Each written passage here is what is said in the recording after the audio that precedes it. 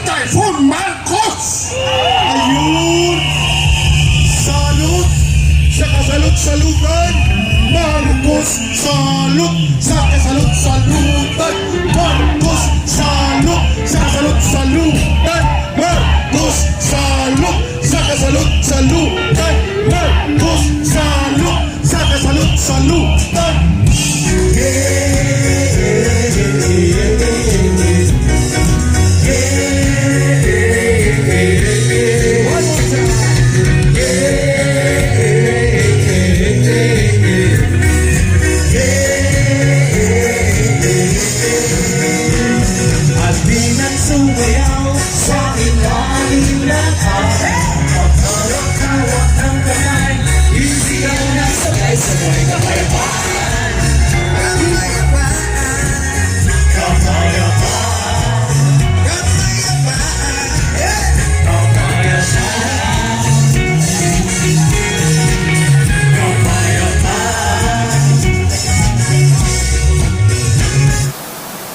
Ang isa sa palaging naririnig ng napakahusay din, si Maestro Adolfo Quezon Paglinawan.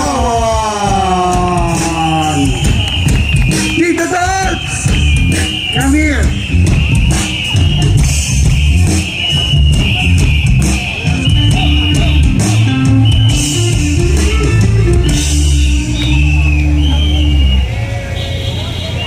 Oras na ba?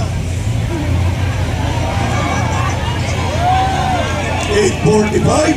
8:35. 35. Masama ang loob ko.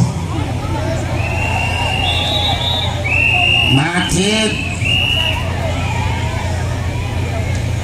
Kahapon ho, papunta ako sa aking doktor dahil I am due for eye surgery. Siguro naman ay nakikita nyo ang salaming suot ko ngayon ay kasing kapal ng mukha ni Tore!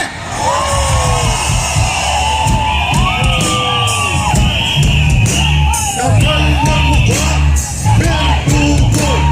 Tony Santore, Verdugo! Sumalisan bandido! Wala pa po akong 5 minutes na nasa Grab galing Pasig papuntang UST Hospital. Tumawag yung aking doktor at ang sabi niya, "Sir, hindi ako makaalis ng bahay ko dahil dito sa Paranaque. Hanggang may wangang tubig sa labas ng bahay ko."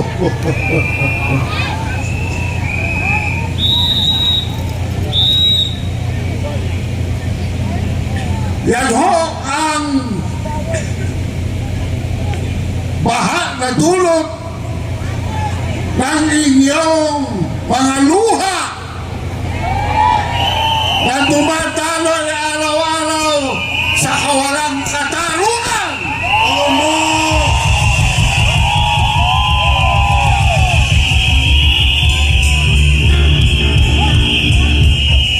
Napansin niyo ba? Pangatlo na yan. Si Karina, si Enteng, at kahapon, di ko maalam kung anong pangalan. Marcos. Super Typhoon Marcos! Ayun! Salot sa kasalut-salutan! Marcos, salot sa kasalut-salutan! Marcos, salot sa kasalut-salutan! Marcos, salot sa kasalut-salutan! Marcos, salot sa kasalut-salutan! At tumawag po sa akin si Karen, sabi niya, bukas, ikaw ang magsasalita. Kaya sabi ko kahapon, Super Typhoon Marcos, alis dyan! Alis! Layas! Alis! Layas! Tago! Koreksyon! Ang susunod na pangalan ng bagyo ay Ferdinand kasi Karina, Inting at Ferdinand pero Marcos pa rin. Kaya ka daw, tira! Subalit akala ko sinuswerte ako pagtingin ko sa araw kanina umaga babayaraw. Kaya sabi ko, Panginoon, maraming salamat. Pinalis mo yung typhoon na ayaw namin. Umalis ako ng 4:30 sa Pasig. Alam nyo ba kung ano oras ako dumating dito? 7:30. Wow, 3 hours. Terrible. 3 oras. Terrible. Walang baha.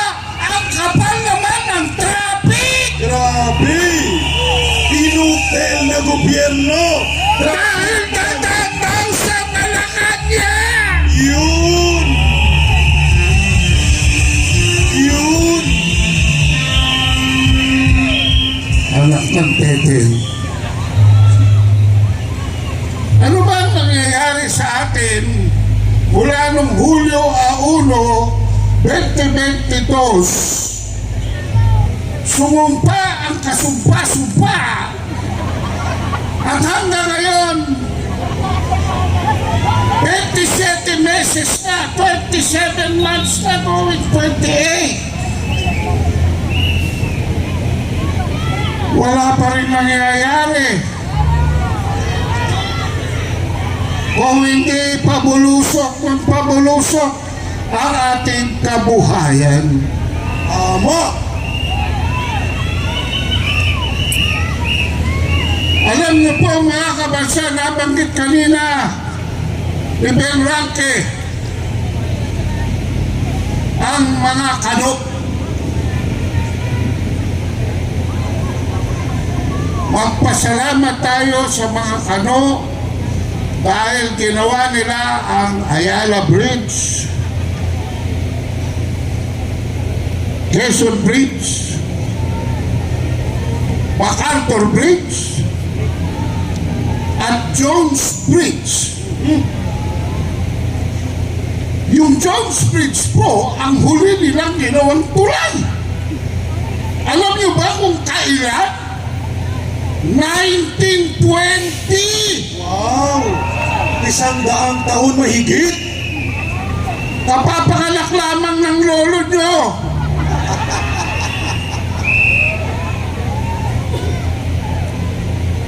Siyete meses na siya dyan. Nagtayo ang China ng tulay sa Estrella Pantaleon connecting Rockwell at Mandaluyong. 17 buwan lamang po, 17 months tapos na. May binuwak pa sila roon bago sila nagtayo.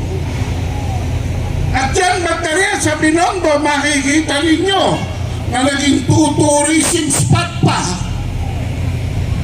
Isa na naman tulay na ginawa ng China na inabot lamang ng 30 months dahil inabutan ng COVID.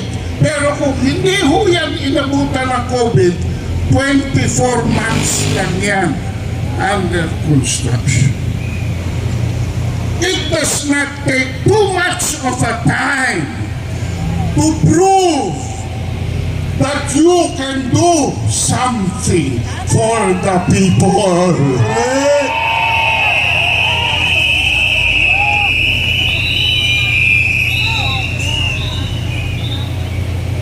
Alam niyo mga kabansa, hindi natapos ni Noynoy Aquino ang rehabilitation housing sa Tacloban. 3,000 bahay lamang ang naitayo niya doon. Dahil masalimot, maghahanap ka pa ng site, maghahanap ka pa ng pondo, kukuha ka pa ng mga lisensya at mga gagawa.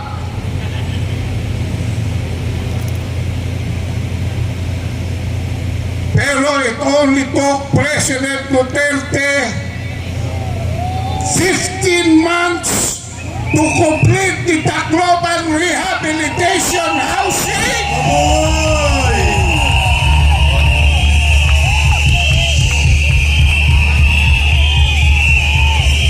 It doesn't take too much time to do something for the people of the Philippines.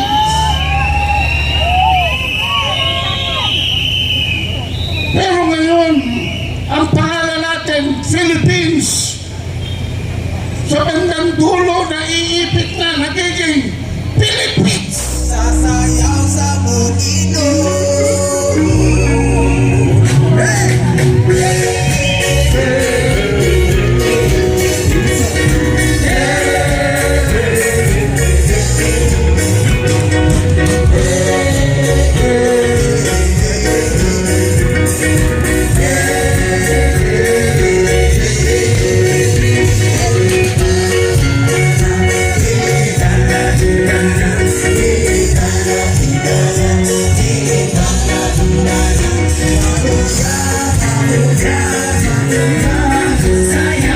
Sasayaw sa bukino.